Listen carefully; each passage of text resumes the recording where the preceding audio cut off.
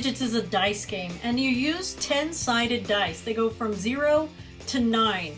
I use multiple colors, all in sets of 6. So as you see in the picture here, each color matches each other, so each team has their own unique colored dice. You do want to make sure that they're easy to read, because they do make dice that have lots of busyness on them, and they're difficult to read, and the kid is going to need to be able to read them in a split second. The way it works is this. Each team keeps their set of dice at their team's home base. One person from each team will bring one of their dice to the table that I would have set at the front with the game board on it. So I'd have multiple people around the game board. On the word go, so I would say go. In fact, I think I would say 3, 2, 1, go. Each person at the table will continually roll and re-roll their dice until they roll the next digit in pi that we're trying to get. No stopping until the digit is rolled. If your dice goes on the floor, you gotta go get it, and whatever you roll doesn't count because it was on the floor. Once they roll the digit that's needed, they are not to touch the dice. So if they pick it up and show you, it doesn't count. They have to leave it on the table to prove that they didn't change it to another number. Then that dice is placed on the game board, and then you start rolling, doing it all over again. All the team members go back to their seats. You bring up a new team member with another dice, and everybody starts rolling again for the next number in the digits of pi. The game board is simple. It's just a set of blanks, so it's blank, decimal, blank, blank, blank, blank, blank. And this game board that you see here, I actually put the digits of pi in the blanks. You don't have to do that. You can leave it blank. And the one I used at school was 20 digits long. So that way, the game would end as soon as one team would run out of dice.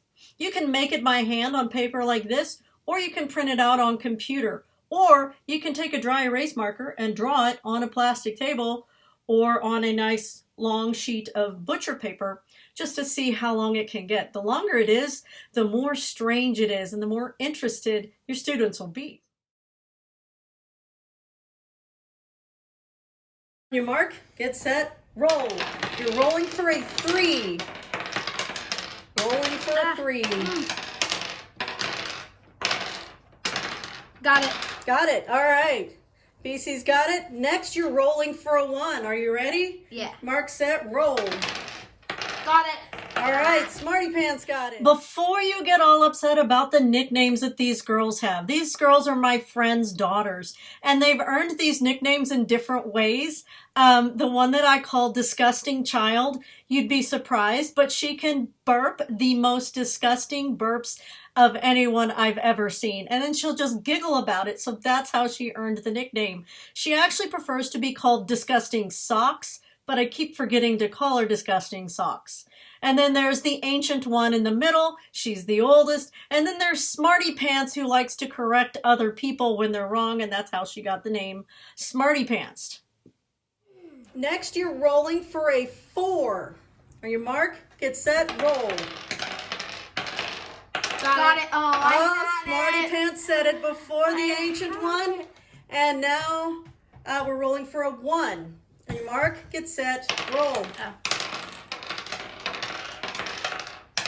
And if somebody jumps the word go, and whatever they roll doesn't count. There it is. Celia. Another one for the Smarty Pants. Rolling for a 5 this time. On your mark, get set, go. Got it. Got it. The ancient one got it. I've been getting 5s a lot, But you didn't get it first. I'm very sorry there, disgusting child. All right, now we are rolling for a 9. Make sure you know what your 9 looks like and where the line is on it, because 6 and 9 look similar, but there is a line at the bottom of it. So the 9 will have the line on the hook side of it. Mine On your mark. But the other one is, so. Okay, yeah. As long as you can distinguish it. On your mark, get set, roll. Oh, that's a 6. I got a 6. Oh wait, no! You rolled it again.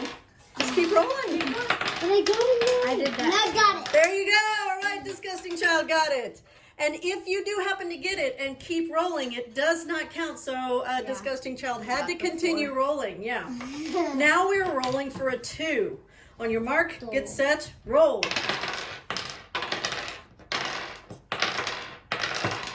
Rolling for a 2. You got it.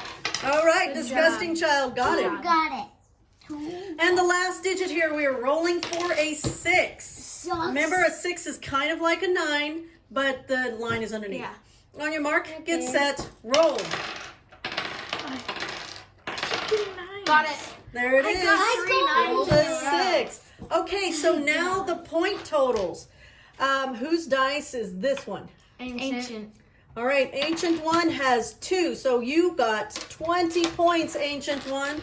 Whose are the red dice? Disgusting. Disgusting Child has 20 points, and Smarty Pants has got 40 points because it's 10 points per dice. Technically, you could assign any point value for the dice that you want, but I always like 10s. Wave bye-bye. Bye. This game does get loud, and it doesn't last very long. It might take 10 to 15 minutes, depending on how many teams you have, how many students you have. But it does get loud because kids get really excited, and I love that when kids are able to get out of their seats and get excited in a math class. The students get super excited. The students who are rolling the dice often get super excited, and their dice will go on the floor and it'll bounce across the room. They have to go get it and bring it back and continue rolling, and the other students don't pause to wait for them. So they have to learn how to control their excitement enough to keep their dice on the table. And after a while, they do learn how to roll the dice on the table. I do demonstrate it several times that you can bounce it, or you can just turn over your hand and it will roll onto the table and not go into the floor. But students have to learn some self-control to make this work. The student who rolls the correct digit must shout it before somebody else rolls the correct digit and shouts it. Because otherwise, I don't know that they've got it. So they have to roll it and say, I got it. And whoever says the I got it first and their dice has it is the one that gets it. If there is a tie, because on rare occasions they'll say I got it at the exact same time, then I just do a roll-off between those two kids. This is a really fun and short game that you can play really on any occasion. I like to play it on Pi Day and celebrate Pi, but if you had a few minutes extra at the end of a class, it's pretty easy to get the dice out, roll the paper out, and see what happens next. Have fun in your math class.